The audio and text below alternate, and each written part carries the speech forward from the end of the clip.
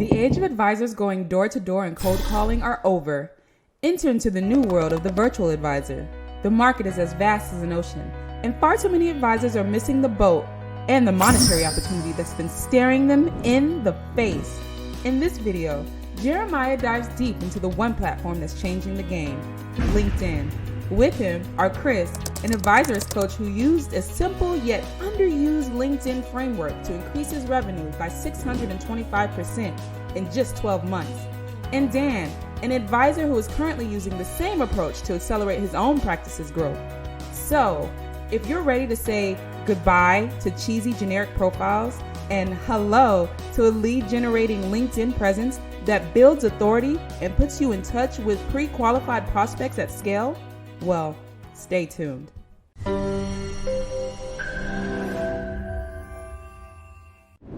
Today, we are going to jump into the 2021 formula to creating LinkedIn profiles that attract prospects. So you're going to see a little bit of a different look and feel here in just a second as I switch my screen up, because we are going to give you guys training that comes from our higher end coaching programs. And this is where you get access to the whole team. We have calls every day that you can jump in, and we literally give you the entire playbook to how our clients are setting themselves up for 2 to 4 closed deals every month with a machine that they control without spending any money on ads. And within 6 months, setting yourself up to hit that $50,000 a month level where you're just basically enjoying waking up in the morning, seeing appointments. We're going to jump in now to this deck. And while I do that, I'm going to invite your trainer tonight is our director of the Shift Accelerator LinkedIn program, Chris Gaddis, who has an amazing story. I'm going to let him, for everybody that hasn't met Chris, he's got a great story. I think will resonate with a lot of you, especially those of you that are very busy. Chris, welcome to the Virtual Advisor Power Hour, buddy. Yes, sir. So excited to have you here. So, Chris, just so people know, you're the director of our LinkedIn program. You're actually one of the original architects of it. You and I, when we teamed up almost 2 years ago, we said, look, what could we do to create an amazing program that could duplicate the success you had? But here's the thing, I don't know if a lot of people know about your success. So would you tell them about how you got to the point where you are today? Long story short, right? So we had a very interesting experience, moving actually to the Carolinas. We were in New York, moving to the Carolinas, new town, new place, looking for warmer weather, lower taxes, and I just know a lot of people, and I needed to find a way to meet more people and to get my name out there.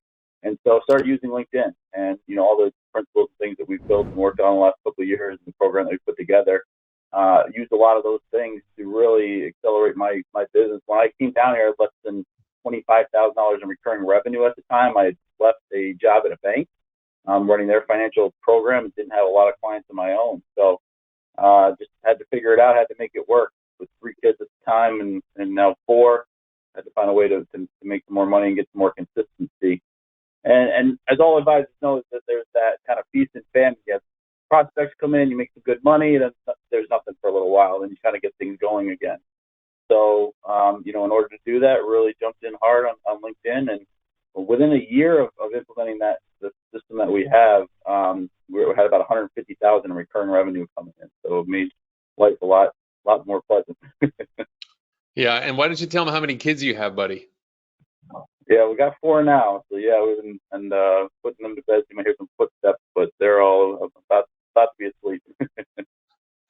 That's awesome. That's awesome. So, a lot of credit goes to Chris, hardworking. I know there's a lot of hardworking parents out there who watch the Power Hour. And I really think Chris is a great model for the parents in the audience who are like, look, I want to make something happen for my family. Chris is extremely passionate about giving back. In fact, his kids got together and sold eggs from their chickens to donate to the relief work that we're doing in South America right now. So this is a man who has all his values totally balanced. He's not succeeding at the expense of his kids. He's succeeding with his kids. In fact, tell him what you just did for the last 3 weeks. Yeah, well, thanks to the great team we have at Advisors, we took 2 weeks off during the holiday break, and we did a cross-country RV trip doing all the national parks. So we left Charlotte, North Carolina, and ended up out in Utah, going through Vegas and everything. So it was an interesting trip with 4 kids and a 39-foot camper hauling around across the country. So about 112 hours in a truck. That's awesome. That's awesome. Well, listen, Chris, why don't we dive in? And for context, everybody, what you're going to experience tonight is we wanted to do something really meaningful for you that could move the needle in a big way for LinkedIn generation. Now, here at Advisors, we believe in all methods of lead generation, the ones that are the highest ROI for the least amount of work and the lowest learning curve.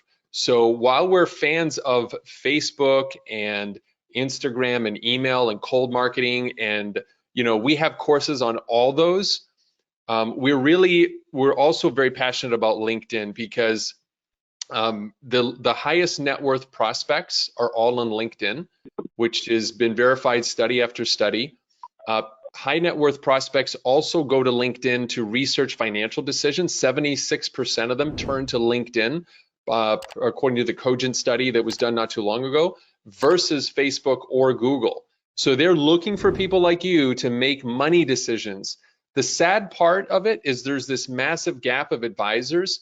You have these, affluent prospects looking for help, and you have this very small group of advisors who actually know how to do it.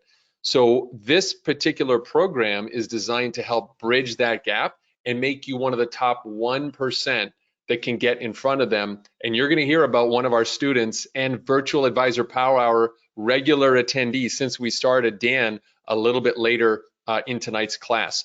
So Chris, why is it, we're going to jump into these slides. So guys, start taking notes. If you're already an Advisors Max member, we're going to send you this, the recording. You're going to get the transcript. You're going to get the audio so you can listen to it while you're running or jogging or losing weight, do whatever you want, listening into your car. We're going to give you the cliff notes. So don't worry about it. Y'all can sit back and relax. But for everybody that's not a Max member, take out your notepad, start getting ready to implement. You may even want to have 2 screens, one with this and one with your LinkedIn profile, and start making changes right away so that you can start moving forward. Chris, why is having an optimized LinkedIn profile more important than really any of the other techniques that we teach here at Advisors? Well, I think, we were talking about this today in one of our trainings. The most important thing about having prospects and creating opportunities to do business and write business is to actually have people to talk to and have eyeballs on the stuff that you're doing. So you can have the best content, best videos, best information, but if no one knows about it, it's useless, really. And so, LinkedIn has become super powerful in the form of just being able to proactively and directly market and talk to your target prospect. That's something we see a lot. People are kind of, I call it reactive or passive, when they're just putting content out into the universe, hoping someone sees it, that it applies to it, and then it comes back to them.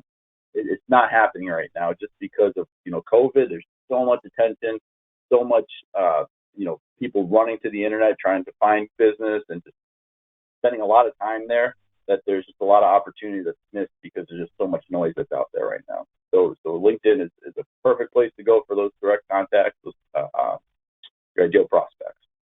Yeah, absolutely. Awesome. Yeah. So let's dive in here. I wanted to share this with everybody. This is where, why are we looking at this, Chris? This is an example of what not to do. Let's just say that. This is, we got profiles that are out there. Let's just take, for example, the header image there. It's blank. This is what you see on almost all LinkedIn profiles. And, this is a piece of real estate that's pretty valuable. Think of it as a billboard to advertise, right? If someone comes to your profile, opportunity right there to hit them right in the face with what you do and what's going on. So we see a lot of this with people out there the professionalism that comes across in something like this is non-existent, right? You look at this and you're like, you kind of wondering what's going on. And that shouldn't be the case. Someone that you're going to hand over, your hard-earned 401k, your hard-earned dollars, should be a lot of professionalism and authority conveyed, right when you're seeing that profile. So this is the after, right? Yeah. So this is a client of ours, right? So this is what, we look at the headshot. We're going to go through some of these point by point. We wanted to show you just some before and afters first. So you look at the header image now, right? So now we kind of know what's the point, right? What's going on here? What's she doing? The picture in the background kind of conveys that freedom, waking up in the morning, feeling good about life. The profile image, our head clear picture of the headshot right there. And if you look to the title, so there's some tricks in here, right? So using as much real estate in here as possible, optimizing all the space that's available on LinkedIn is very important. So for example, after her name, you'll see her title. A lot of people have this title right underneath their name. And so this is a really good tip for you guys. If you put your name in, so when you're editing your profile, in the first name category, you put your name, so Chris Gaddis. And then in the last name, you put your title. All right, so this gives you the opportunity to maximize that space and really utilize it as best as possible. And then down below, you can put your USP. That's something that we really preach, that unique selling proposition. Who are you? What do you do? And what problems you're solving for those ideal prospects, those target prospects that you're working with each and every day. But it's really just a matter of optimizing all that space available. Yeah, and something psychologically too is what I like about these types of banners is they're evocative, right? So if you look at this is where you guys can leverage billion-dollar brand research of evocative, imagery that shows people where their desired objective is. So I'm going to go a little bit deep for a second.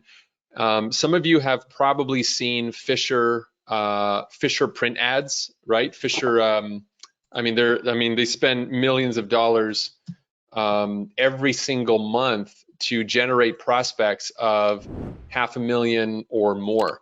So Fisher Investments. I'm actually gonna bring one up. Just give me a second, guys, because I think it's really important for you to see why we are teaching this. Let's see. This is not something that we make up and then we're like, hey, why don't we try this out, right? So I want to show you something. All right, I'm going to bring it up in a new tab here. 1 second.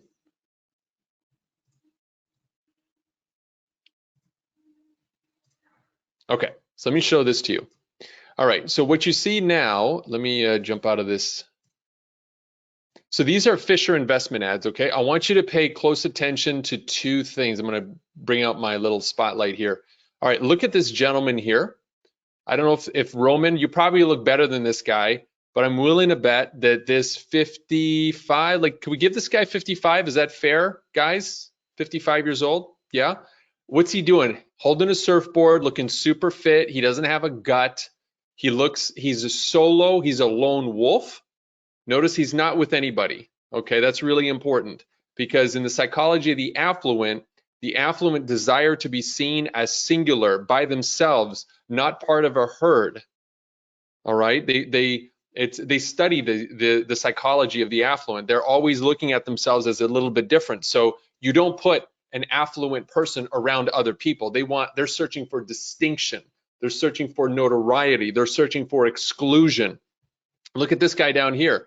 Probably could be the same model, but look at him. I mean, he's sitting down. You don't see any kind of gut.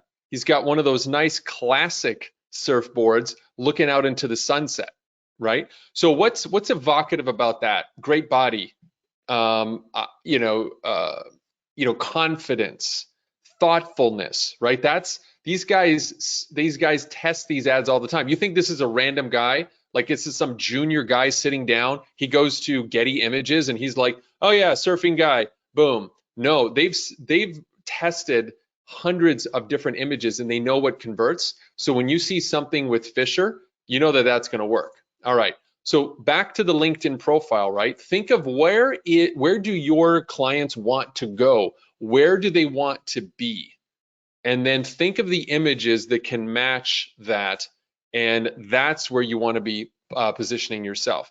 Chris, anything else to add before we jump to the others? Yeah, I want to piggyback that because that's a great point.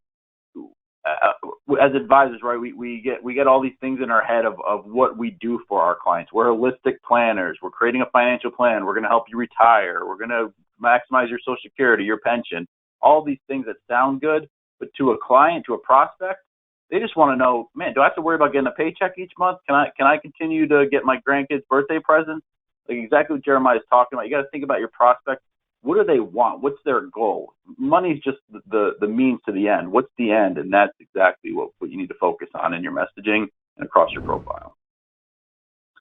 Yeah, so here's another one, another client we worked with. Again, and I would venture a guess, we got quite a few people on this. I would bet over half of you have the same header image on your LinkedIn profile from what we've seen.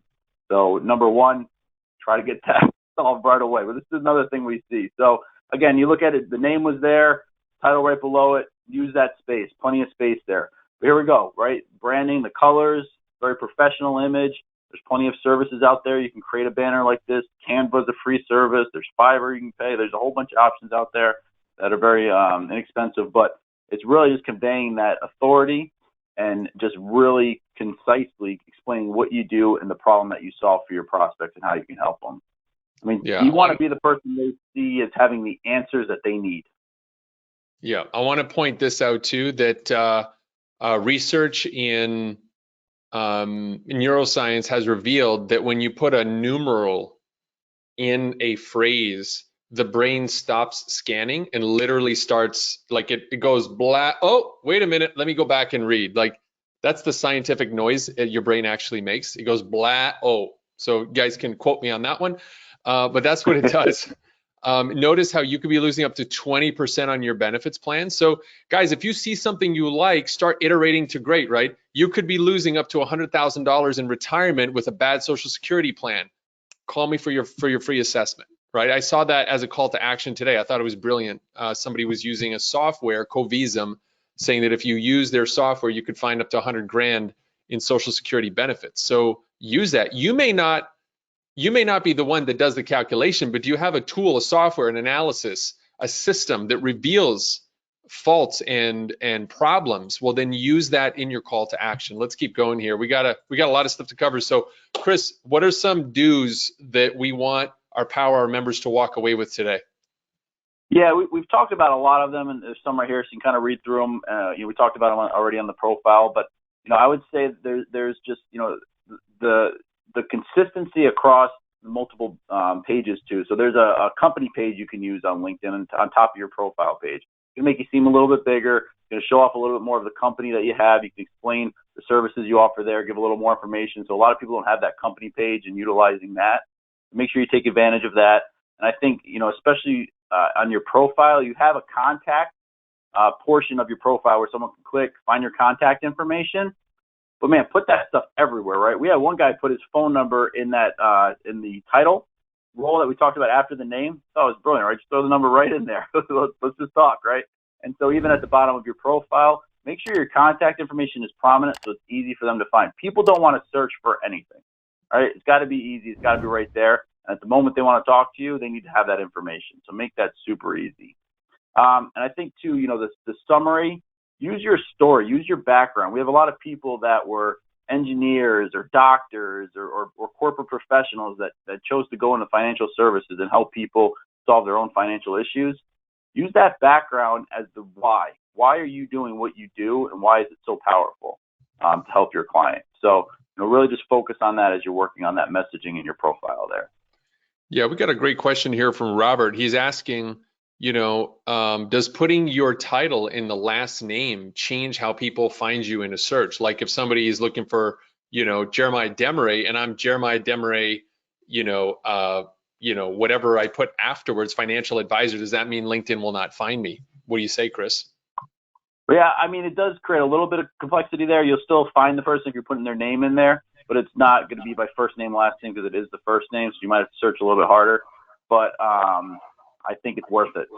Especially if you have a lot of people coming to your profile each month, checking you out and learning about what you do, there's a lot of value there. Yeah, and keep in mind too that LinkedIn search algorithm looks for all occurrences of those two. So of the first and last. So it'll pull it, even if it only shows up in the first, you're still going to show up. So, right. And let's be honest here. I'm looking at the names. Like I know some crushers here that are at, you're doing $500,000 a year, you're taking home $500,000 a year, and you're still not a household name, So remember that people are not usually going to be actively searching for you, because if you use the techniques that we do, we use LinkedIn as an outbound engine, not just a passive, almost like an SEO strategy. So keep that in mind because it all has to do with your strategy. Let's keep it rolling here, Chris. I'm going to jump over to the next slide here. Let's talk about some don'ts that we don't want to do. Yeah, so I think, there's we talked about this, those buzzwords, the things that seem kind of cliche, stay away from those things. They're holistic. All those planning terms that we hear, everyone's holistic, right? It's not a differentiator anymore. So just be careful of those buzzwords. I would say, so we have at the bottom here, don't be a robot.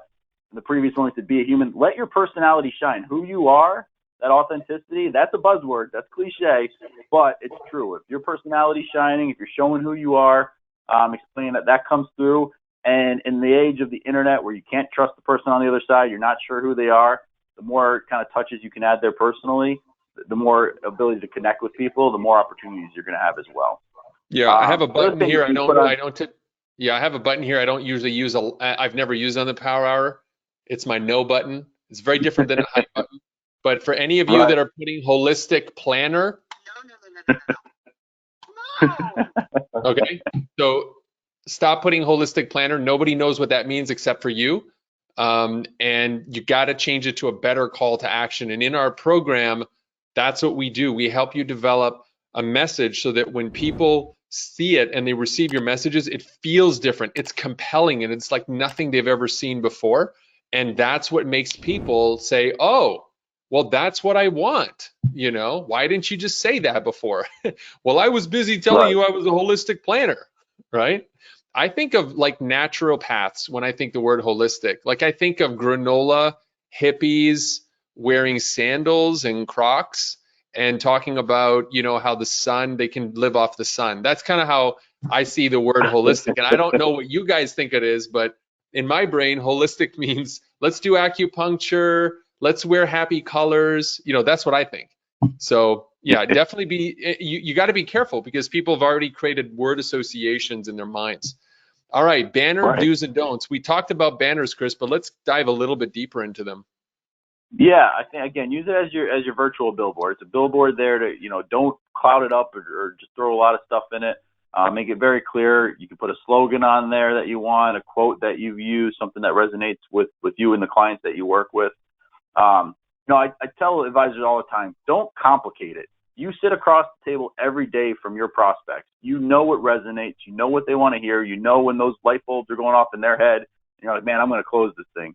Those are the things that you just need to convey on paper here. So don't try to go crazy. Don't try to get creative. Keep it simple and keep it very, direct to those prospects. All right. Yeah. The other, I just want to make a comment here. So Susan, was asking, what about military service? Is that too self-serving? No. You know what? No. We have, I was coaching one advisor and I told him, I said, use your military background to go after groups on LinkedIn of veterans. There are so many of them. There's groups of the subdivisions, groups of people from the Navy, from the Marines, from the Army, from the Reserve. Like there's subgroups within groups, right? You could be women veterans, Susan. Like you could find groups like that or even create one and target people with the keyword veteran. And you say, I help veterans create a stronger financial future based on my experience in working in the 71st Division Battalion, whatever, sorry, I don't know the words too well, but you get the idea, right? I'm kind of riffing for you guys on the spot. Yep, absolutely. Yeah, absolutely. Are you done with this slide, Chris? Yeah, I think we talked about banners. Okay, cool. Yeah. All right, so here's some examples. Yeah, we showed you guys some of these. So again, just the picture that's going to resonate, quote, tell other companies, use that valuable space up there. Think about it when someone comes, first impression, right? When someone comes there, they're going to see what you're all about right in that picture. They're going to get that vibe and feel of what you do, how you do it, and just the kind of the personality that shines through there. Yeah, the other thing I'm going to point out to you. I would say just remember your profile header image is going to be on the left side there as you're looking at it. So if you're designing it, just keep that in mind. We don't want a real crucial piece to the puzzle being behind your head. Yeah, that's important too. I want to talk about diversity just for one quick second, folks. Is in the world we live in now, people are highly acute to whether you are a respecter of diversity or not. And what I like about this is it shows true diversity, both racial diversity, but also gender diversity. You have women and men. So be very cognizant of that. You know, there's a reason why that banner feels good, because you have all age groups, right? You also have to understand, I made this mistake 3 weeks ago, so I'll tell you guys a quick story. So I was talking to a hardworking couple out of the Midwest, and I forgot to ask a very key question early on in our coaching session. And at the end of like I was talking about, affluent prospects and kind of the success track that a lot of our clients are having. And at the end of the day, they were like, yeah, so is this going to help us meet 65 and over who, are just mom and pops, just like nurses? And I was like, oh, no, actually, it's not. And I was like, Jerry, you idiot. Like, come on, dude, like basic question, who's your target audience, right? I didn't ask that. And, if I don't ask that and I'm always thinking target audience, I can only imagine how Power Hour listeners may not be asking that. So I want to encourage you to really think about who is your target audience, not what you want it to be, but who is it? Like, do you see anybody here that looks like, these guys rolling around in Lambos, with like the cool suit and like the links hanging down? Everyone's like, I work with the affluent. Like, each one of these people could be really affluent, but most people who have made their own money don't show it. So you got to think about those, put those connections together, because this to me is a really nice banner that would attract everybody almost, right? Like, I can identify, even though I look like maybe only the guy with glasses, but I'm like, okay, cool, hardworking people. There's a reason why they show presidents with their shirt sleeves up. It's just a psychological tactic that says to the brain, working hard. That's all it means, right? You could be taking pictures like this. You look working hard, right? So are you guys appreciating this? Like, do you guys like it when we dive into the psychology? Give me a yes in the question box right now, or if you don't want us to go there, we won't go there. We'll just give you the tactics. But I think we're giving you guys some gems here, and I'm not ashamed to tell you, because I know how valuable what it is we teach, because no one else doing it. Do you guys like this level of insight, or you just want us to like go to you just want to stay at 101? Yeah, okay, yes. Mark's like, Chris is the best. Yeah, he's amazing, right? Man, love the psychology. Yes, absolutely, love it. Okay, good. All right, guys, I won't hold back. James like, awesome, good stuff, man. Psychology of selling, so important, says Van. Beautiful, okay. Magdalena says, yeah, this is good because my client has been referring me to his LinkedIn group and I didn't know what to do. Well, that's great, Magdalena. You're going to join that LinkedIn group and you're going to start getting people on calendar appointments using an awesome profile that Chris is going to teach you how to do. So Narendra says it's mind-blowing. Absolutely. Yeah, awesome. Let's keep rolling. Oh, man, headshots. Don't get me started. Yeah. Keep going, buddy. Yeah, so here's a couple examples, right? We got selfies, bad light, all those things. We got, full body shots, stay away from that. We want, the majority of it should be your head, right? Maybe just upper shoulders a little bit, but the majority of it's going to be your head. You want to be a little bit tilted from it, right? Not directly face on, but just, make sure it's clear, stands out. And you guys are professionals. People that are coming there, they're going to want to know. We had a guy, his photo, he was like at some sort of club or something. I'm like, I don't know what your target market is, but I don't know. That's not the one I worked with. So you got to be really careful there, because that does mean a lot when people are looking at and they're coming there as the first kind of impression of who you are and what you look like. Yeah, well said, guys. I mean, that's, and please, can I also throw this, guys, make it in the last 6 months, okay, your headshot. What is up with you?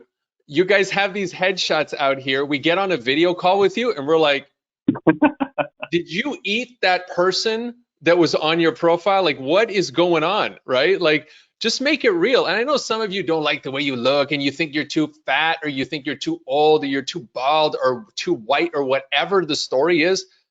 Who cares? Okay, just make it consistent. What you're doing is you're building micro commitments between you and the person. And one of the biggest disruptors is when somebody sees your headshot, then they see you live and it's a lie. And it is so different, because we're teaching you guys how to do virtual meetings. If you don't match up with your headshot, they're going to think inconsistency, bridge broken. What else are you not telling me?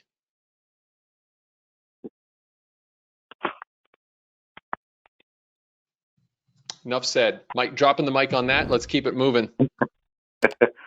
So we threw this little gem in here for you guys. It's a great resource, photofeeler.com. You can actually throw your profile picture up there and get some feedback from people, what they think, what you should do. So you can kind of get some feedback if you want. I want to throw out another tip too, real quick. There's something actually one of our coaches, Brianna, had come up with. I thought it was a really great idea. She said, as you're doing these things, when you throw it up on your social media, throw it up on Facebook, throw it up on LinkedIn, ask people's opinion of it, right? Hey guys, I'm thinking about doing this. I'm changing this. This is really where I go. It's almost an opportunity to brag on yourself or educate people about what you're doing without coming across as actually like being a braggart, right? Being in their face about it. Just asking for advice, asking for opinions from your friends and family. Educate them on what you're doing, and you might get some prospects or opportunities out of it. If nothing else, you're going to get some good feedback. Yeah. Well said. Great tip. And let's just blast through this, Chris, really fast because Dan is standing by in the wings, and I think people are going to enjoy him a lot. Yeah, definitely. We'll get to Dan. So just quickly, right? So there's that USP again, right underneath there, the ability to, again, in a simplistic format, explain what you do, the power of words here, using strong, impactful words that get across what you do, who you work with, and the problem you solve. Specifically the problem of your prospect, right? The issue they're having and what they need to feel better about it.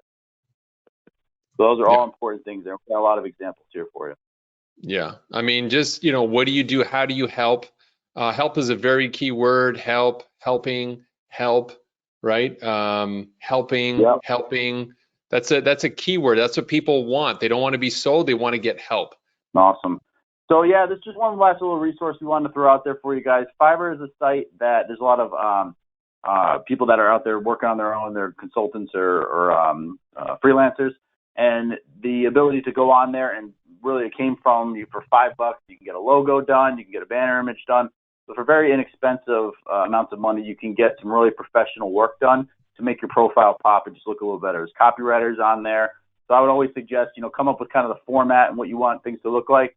Then send it off, and they'll beautify it, right? And you can put ads out. You can look for specific people that have examples of their work. They got references, all of those things. So it's a really good resource. I'm going to give you guys another one. This is thanks to Jack Evans for this question. Where do I get photos for banner which don't infringe on copyrights? So I like Pexels, P-E-X-E-L-S. And then you just do a search, right? You want to be high tech, laptop. And every image on here is royalty free. Okay, so and you just there's a suggestion. You can download it for free, and boom, now I have the photo done. There it is. That's the photo. I now have it done. That's how fast it was. No login. But you also can donate. So you can send them a couple of bucks on PayPal if you want. It doesn't oblige you, but hey. Artists make the world go round, and I love them personally. So you can throw them some of your gratitude that way.